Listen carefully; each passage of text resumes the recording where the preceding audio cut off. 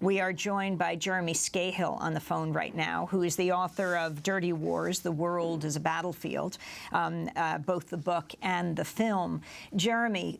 your response, as you have covered Bradley Manning now for some time, to the latest news of the acquittal of Bradley Manning on the count of aiding the enemy.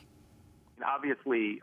all of us are primarily concerned with the fate of Bradley Manning and what's going to happen with him. And while we're still awaiting word on all of the actual charges that he's been convicted of and get a determination of his sentence, I think that we can say that there was a minor victory in the fact that the judge acquitted him of aiding the enemy. I, as a journalist who travels to Yemen and Somalia and Afghanistan and often meets with people who believe that they are in a battle against the United States and try to get their side of the story,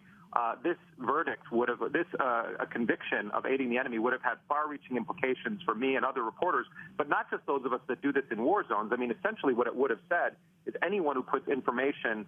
on the internet or in any kind of a publication that can be downloaded by people the United States designates as enemies or terrorists could have been convicted of or charged with aiding the enemy, and that would have been a very, very dangerous precedent to set. But I think that what this case really highlights is the utter hypocrisy of the U.S. state in the face of whistleblowers and independent journalism.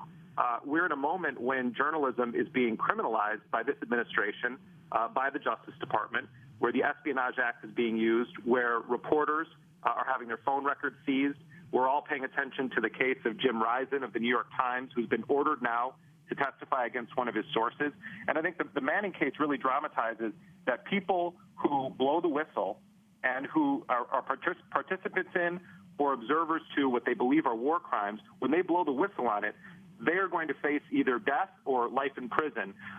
But those who are sort of stenographers for the powerful get invited to do interviews with the president and play Super Soaker fight on Joe Biden's lawn. And I think it's a really devastating commentary that Bradley Manning very well may go to prison for many, many years, if not his entire life, while you have legitimate war criminals walking around free who built up a torture apparatus under the Bush administration, and this administration refuses to prosecute the torturers that operated with impunity for the 8 years of the Bush era.